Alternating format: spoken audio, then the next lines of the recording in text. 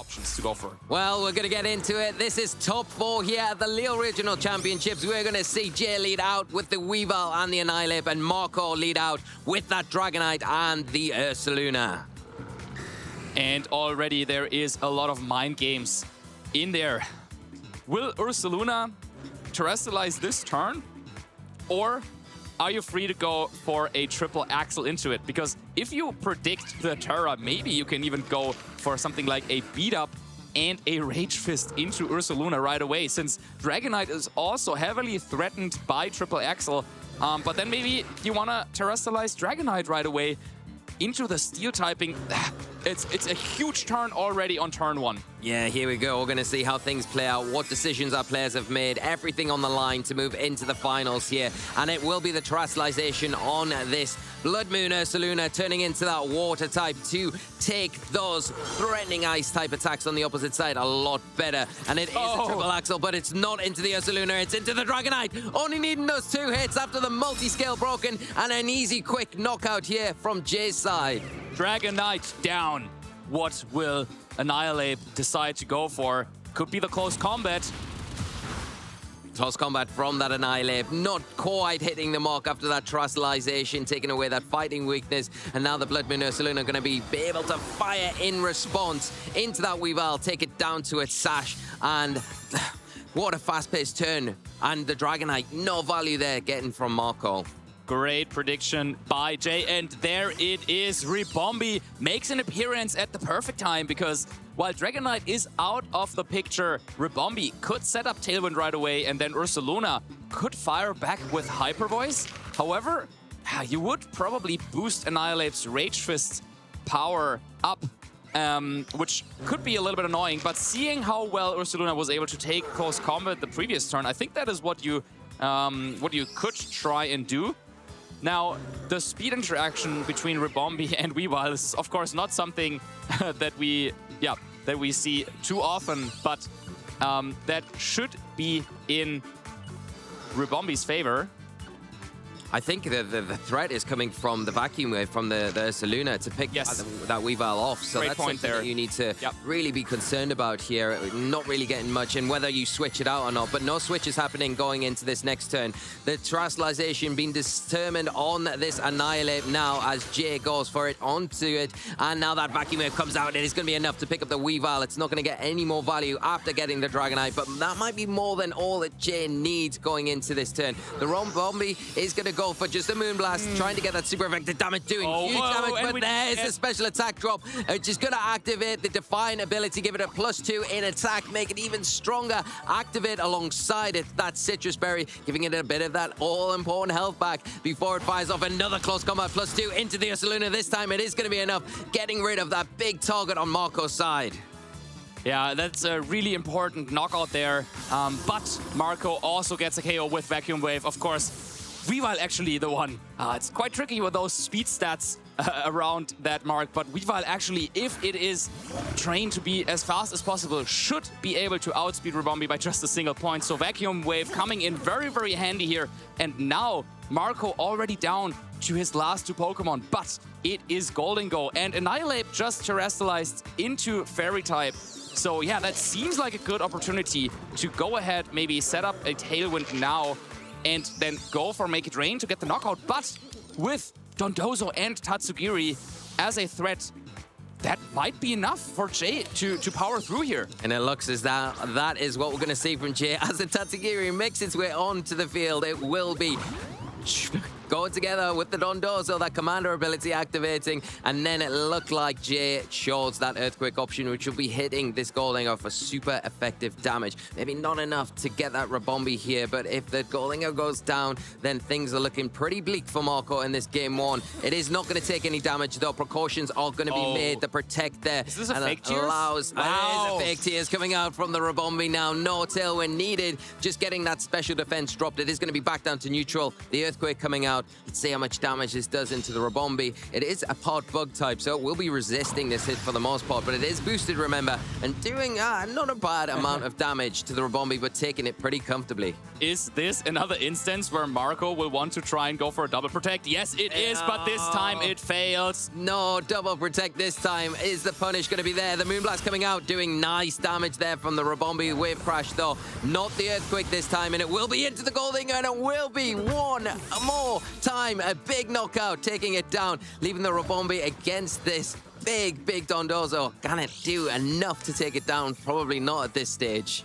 Well, it was the Wave Crash and not the Earthquake, but because Ribombee's Focus Sash is broken, I don't think that there is any way, since after Dondozo goes down, of course, Tatsugiri pops back out onto the field, and then with Tatsugiri and Annihilate, that should be enough, surely, to take on a Ribombee, right? Yeah, I mean, more than enough now. The Moonblast's going to be hitting pretty hard, though, so we'll see how it plays out. But, I mean, even if you do take it down, you still got to deal with two Pokemon. Here's the moment of truth. It just survives there as the Wave Crash going to be chosen now, and going to be enough for Jay to take Game 1 in this top 4 here at the Lille Regional Championships. And Jay, just one game away from doing the unthinkable, powering through the bracket. Now, his toughest challenge yet, Marco Silva. If he can win one more game, he would be in the finals. Absolutely incredible from Jay, and just so much pressure from the start there with the Weavile, and picking off the Dragonite so easily as well. You saw what Marco was trying to do, maybe guessed the Terastallization wrong in that situation, going for the Ursaluna when then the Dragonite becomes vulnerable, and Jay getting that call right and really punishing Marco and limiting the options, limiting the Tailwind. And then by the time the Ribombee comes onto the field, it does get the fake tears off, but it's a little bit too late into that Dondozo. There is just an extra layer of support after the Weavile, after the Annihilate kind of did that initial damage.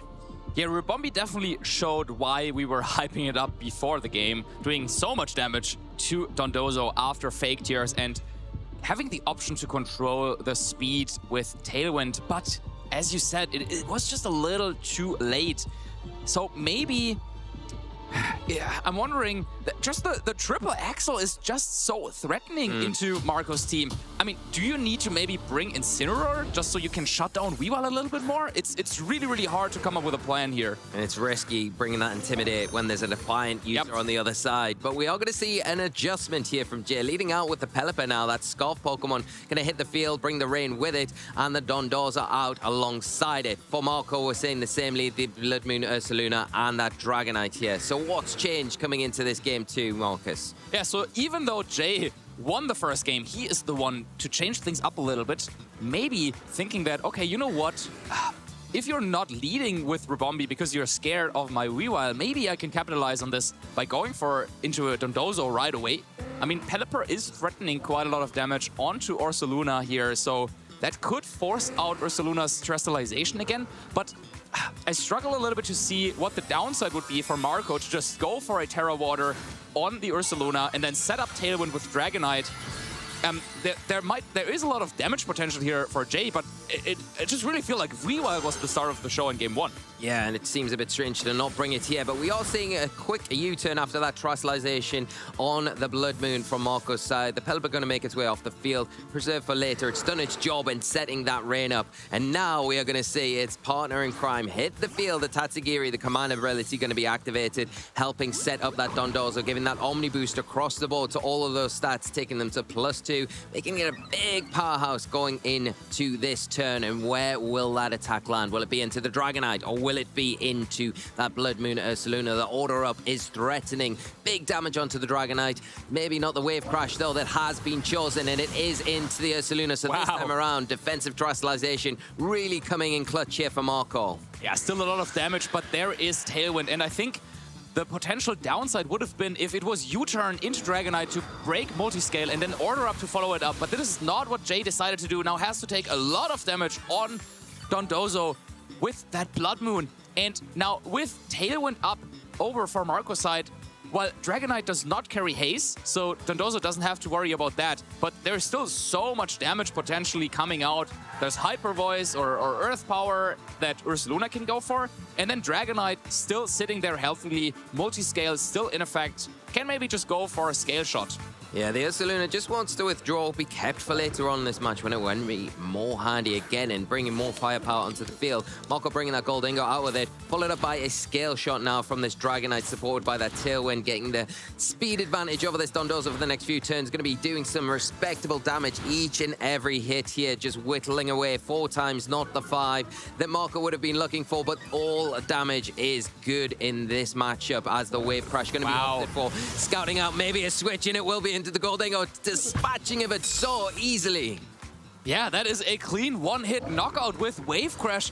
Jay there, doesn't really mind the Terrestrialization on Ursaluna too much. And Dondozo not going down after this Wave Crash. Now, this actually might favor Marco a little bit, because had Dondozo gone down now, then that would have given Jay the option to reposition a little bit. Now, though, it seems like a double target from Marco, knocking out Dondozo with 1 hit and then hitting the Tatsugiri on the same turn could be devastating. Yeah, that could be a big problem. And why we're saying maybe a Protect here to help stall out these Tailwind turns while they're in effect. One more turn after this of the Tailwind before it does expire. But firstly, you're going to have to deal with a combination, the Scale Shot from that Dragonite and then that Moonblast from the Rabombi. I think, like you say, Marcus, it is a big threat to both of these Pokemon on the field now. The Dondozo's taken so much damage, and then the recoil from the Wave Crash KO onto the Goldingo. Here's that Scale Shot. Will it be enough to get rid of it and bring that Tatsugiri back onto the field? Yeah, it should be enough, even with just 4 hits, and then Moonblast follow-up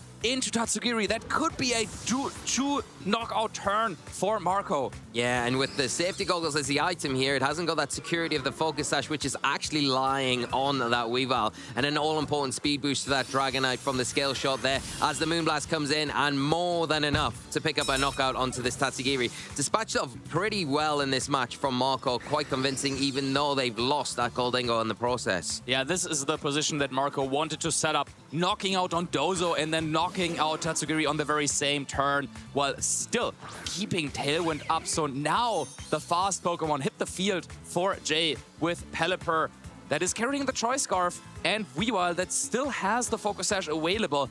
But against Rabombi and Dragonite that also now got those speed boosts, it will be quite tough to make a comeback happen here. Yeah, and what do you do in this situation? I think the Rabombi is really threatening that Weavile along with that Dragonite that does have that Scale Shot. And the Pelipper just feels like it's just not going to be able to do enough. It's got to lock into an option. You want the Tailwind, but you don't want to lock into it because then you're not going to get any utility from it. So it's very difficult in this situation. But in a response from that, we are going to see our Terrestrialization, and it will be into the Weavile, and it will be going into that Ghost Terra type to get rid of that Fairy weakness that's imminently in front of it. Yeah, but I'm afraid even without that weakness, Moonblast should still be enough for a 2-hit knockout. So I think the idea here from Jay to go for the Fake Out by 1 turn, and then also, interestingly enough, and we will see that in a second, with the Choice Scarf, Pelipper go for the Tailwind. And it does lock into that speed control, so it is going to put that Weavile in a position where it is going to be able to utilize that triple axle as the rain does stop, but it is going to be locked into that option going forward in this match. Yeah, not something we see too often, but now that was the only thing available that would allow Jay to have Weavile outpace Dragonite. Since, with all those Scale Shots, Dragonite is boosted in its speed. I think what you need to do now is to go after Rabombi, get the knockout there, and then hope that Dragonite maybe misses a couple of Scale Shots. But it seems like instead of that, it is triple axle that will be missing. There's a Tailwind coming out again, but it will fail. Consecutive uses, Scale Shot. This should be enough to get rid of the Weavile. There's the 2 hits, the 3, and the 4th should guarantee, if not maybe 5, but I think, 1 HP, and it hits 4 times. It's the double up there from the Rabombi. You would say Marco being safe will target into that slot, but we'll yet to see where it goes. But it is into the Weavile now, and that is the game, because that Pelipper has no offensive presence, locked in to that Tailwind with that Choice Scarf. Jay going to be forced to maybe click in a forfeit, but has got the opportunity to take some time here to reevaluate. Not taking it, just wants to get on with Game 3. We are going to that Game 3 though, Marcus, and so exciting. Yeah, even if Triple Axel connected there and got the knockout, there was still Ursaluna Blood Moon waiting in the back with a priority Vacuum Wave that can hit Ghost types thanks to Mind's Eye. So this game was locked up for Marco no matter what. And Jay tried something, I would say, in the second game. Tried to mix things up, and it looked to be working out at some point when he got the KO on Golden Go with Wave Crash from Dondozo. Such a powerful attacker. But Marco was able to position himself really, really nicely.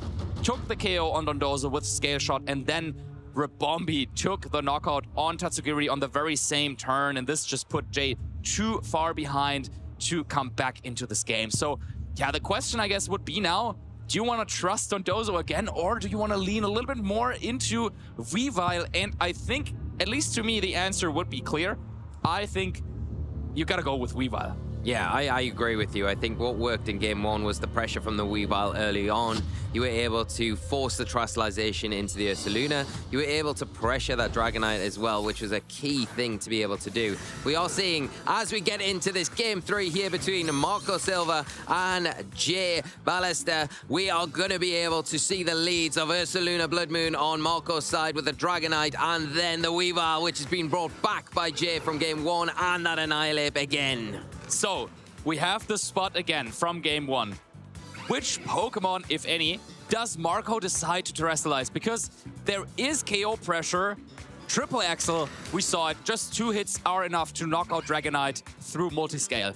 But then you could also go after Ursaluna. You could do that either with Triple Axel and say close combat, or potentially even with a sneaky beat up and Rage Fist play, where I don't know the calcs too much, but it seems like Jay is deciding and has made a decision. Let's see what Marco decided to do. And where is that Terastallization going to land? Because Jay has doubled into that Dragonite, but it is a target into the Blood Moon Ursaluna once again, and it is that Water Terror type. But the Triple Axel is going to be going into the Dragonite here. Did he protect? Did he protect the Dragonite? If that is... oh, it's no protect there. It is the extreme speed going to be useful in breaking that speed. The Vacuum Wave, will it be enough? It is enough. That's a huge knockout there with those priority attacks, leaving the Annihilate to go for a close combat into the Dragonite that's not going to be effective in the least.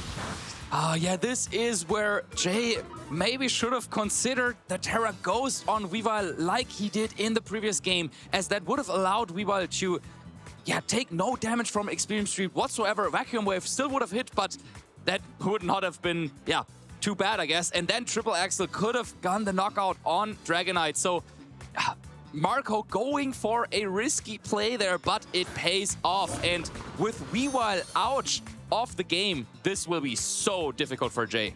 Yeah, really difficult here. The one advantage that you do have going into this next turn, if you're trying to take a glimmer of hope, is the fact that that multi-scale on the Dragonite has been broken. You've got the ability now to get the Dondozo set up with the Tatsugiri and then threaten that Dragonite with an order up into that slot. You have to forget about the Ursaluna, but with those boosts that you get from Tatsugiri, maybe you've got room to do that. And by switching that Annihilate off the field as well, it does give you a way to get rid of those defense drops that you've just taken. But a Protect coming out from that Dondozo this turn. No switch into Tatsugiri, as a Taunt coming out from the Annihilate, going to prevent potentially a Tailwind being set up from that Dragonite this next turn, as it is just a Scale Shot though, opted for not any of those attacking options. And we are going to see the Blood Moon go for that Blood Moon into the Dondozo, doubling up into that. Really nice Taunt to prevent that Tailwind in future turns. Yeah, it's always a little bit kind of telegraphed. If Dondozo is already on the field, oh yeah, they're going to switch in Tatsugiri, activate Commander, and so on. But no,